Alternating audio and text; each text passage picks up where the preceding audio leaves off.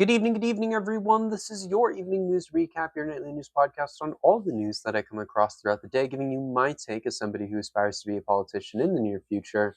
Hopefully, all you guys are doing wonderful on this Monday. It is also Martin Luther King Jr. Day, so hopefully, all you guys are having a wonderful federal holiday so far. Of course, it is also a day to remember not just Martin Luther King Jr., but all the people who fought for civil rights across the United States, which is a very important thing. And it benefited a lot of people, not just people of color, not just people in the LGBTQ community. It benefited everyone, in the United States. And it's a really important part of our history that, is going through a rough patch right now, but hopefully we can return to somewhere even better than before. Outside of that, though, hopefully all you guys are having a wonderful day so far. If you're new here, please consider subscribing. All the support is greatly appreciated as we are trying to reach 1,000 subscribers on YouTube by this summer. And if you're on Substack, please consider subscribing as well. All funds go to me. It's $8 a month, and it helps me pay for the things that I need to pay for in my life, like my groceries, like my clothing, like all of that. Outside of that, though, I think that's all we have to start today's episode. So let's get right into it. Moving on into our headlines in history, we have a duel for today.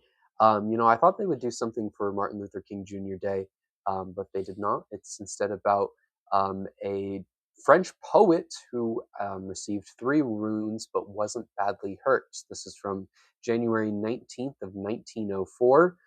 Comment Robert de Mosquil, I'm not going to even try to pronounce that, a French nobleman, poet, and writer, and Jean Stern, a well-known sportsman, faced each other in a duel after the court publicly criticized Stern's wife, or Count publicly criticized Stern's wife.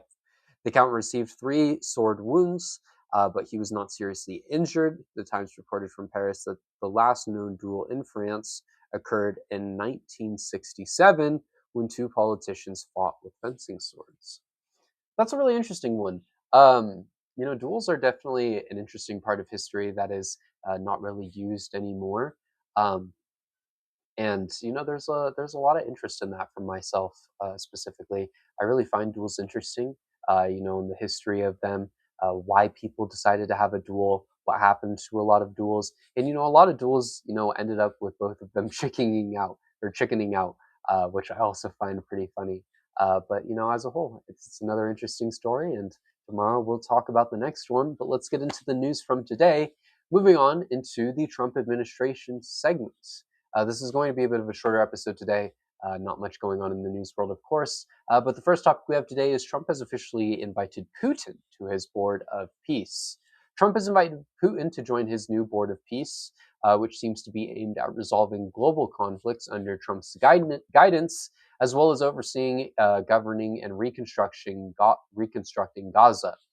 Kremlin spokesperson Dmitry Peskov said in a statement, President Putin also received an invitation to join this board of peace, but he did not say if Putin would join or not. This is really interesting, but does it shock me? No. It really is something, though, why people would want to resolve global conflicts under Trump's guidance is bizarre to me. He's clearly not the greatest at ending those conflicts, but hey, Russia wouldn't be my first choice for creating a, council for peace, but sure, I guess, the United States also probably isn't the greatest option. I don't know. This board of peace really seems like a really dumb idea as a whole. Um, I mean, it really just seems like one of those things Trump's going to do that results in nothing, like a lot of things that he tends to do. In other news, Trump's own Department of Justice, its new civil right, or it's not new, its civil rights division is focusing on a new motive while when it comes to civil rights. I don't know where I was going with that wording. I apologize. The Department of Justice's Civil Rights Division has made a shift in focus from protecting people of all races, religions, sexes, or national origin. According to the new report from CBS, the department will focus on protecting white people against reverse discrimination rather than protecting everyone. This comes as the Trump administration and Trump himself recently claimed that white people were very badly treated as a result of the civil rights movements. Today, of course, is Martin Luther King Jr. Day, a day to remember one of many who fought and stood for civil rights for all. And by all, I mean all. Everyone benefited from the civil rights movements, including white people. For one, women got more opportunities and a voice as a whole. But also, we got better programs across the board. Everyone got access to better housing, better healthcare, better jobs, and so much more. The civil rights movement wasn't just about getting rights for minorities and people who are actively targeted by bigotry. It was about helping everyone and helping everyone have an opportunity to be successful and live their lives freely, which is a big deal and a very important thing, something we still need to strive for today. Civil rights movement really isn't over. There are still a lot of important things that need to be discussed, that need to be talked about. And having the civil rights division focused on protecting white people rather than everyone does not help that. There is no discrimination going on against white people. It's not happening. Anyone who tells you that is happening is actively lying to you. Anyways, moving on into our segment about ICE, we have one topic here today, as ICE has broken down the door of an elderly man's home and dragged him out without clothes on. He's a U.S. citizen, by the way. ICE agents in St. Paul, Minnesota raided the home of an elderly U.S. citizen and dragged him out of his house in his underwear into the snow. According to locals, the man is a citizen and has no criminal record at all. He had his door broken down by ICE agents without a warrant as they pointed guns at his family before handcuffing him and dragging him out of his home in front of his grandson. ICE held him against his will for hours while being questioned, only for him to be released after being fingerprinted when they found that he was a citizen, giving him no apology or explanation. This keeps happening over and over and over again. I mean, it's a daily thing at this point, and it's something we shouldn't be allowing. You have the right to defend yourself if these people break down your door without the proper warrants. And by all means, do that. That's why we live in America. We live in the country where guns are allowed to defend yourself for a reason. Minnesota is ground zero right now, and this can and will get worse. I mean, they're already floating the idea of deploying active military into Minnesota. You need to defend yourself. Truly, I mean, it's getting to that point. Don't forget, ICE agents have started going door to door. They are going to continue to do things like this on a regular basis. And if they don't have a warrant, and if they barge into your home, you have the right to defend yourself. So by all means, feel free to do so.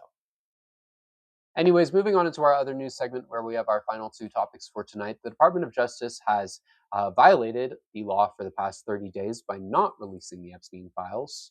30 days ago, on December 19th, the Department of Justice was legally required to release all of the Epstein files, yet they still haven't, which is a massive violation of the law. We cannot and must not let them forget not to release the Epstein files, because this is one of the most important human trafficking cases in history, with the connection to so many of the world's most powerful people, and they all need to go. We can't forget to ask. We need to keep bringing these things up because it's one of the most important things that needs to be released right now. It has people like Trump in them. It has people like Bill Clinton in them, and all these other rich people, all these other rich, famous, powerful people.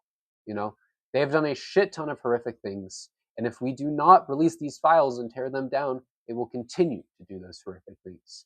And that's not okay. It's absolutely disgusting. Release the files. Moving on into our final topic for tonight, European markets are preparing for retaliation against American goods. Europeans are looking into hitting the United States with over $100 billion in tariffs because of Trump's threats towards Greenland. These measures are being drawn up by European leaders, according to the Financial Times, and those leaders plan to meet on Switzerland to discuss it in the coming days. Trump's tariffs, of course, are already causing horrific harm to the economy, and these, won't do any better. Unfortunately, it's just not going to help it at all. But hopefully, it does knock some sense into them. This administration is a joke, and they really do need to go. They are a problem day after day, just as everything else that they have caused. They are a threat to this country. They are propping up a terrorist organization. They are attacking citizens on a day-to-day basis, and they are liable for that. The Trump administration needs to go. With that being said, thank you everyone for watching today's episode. I hope you all enjoyed it. It has definitely been a very interesting day in the news world, that is for sure. If you're new here, though, please consider subscribing, drop a like, drop a comment on the video as well. We're on our way to 1,000 subscribers on YouTube by this summer. We're getting close to 850. So drop a subscribe and help us get to the halfway mark of 800 and help us get to 800 as a whole. If you're on Substack, please also consider subscribing as well. It's $8 a month. All funds go to me. Helps me pay for the things that I need to pay for in my life, like my groceries, like my clothing, like all of that kind of stuff. But outside of that, I think that's all we have for today. So thank you everyone for watching. School starts tomorrow, and hopefully that goes well. But I hope all of you guys have a wonderful week, and I will see you all in tomorrow's episode. Later.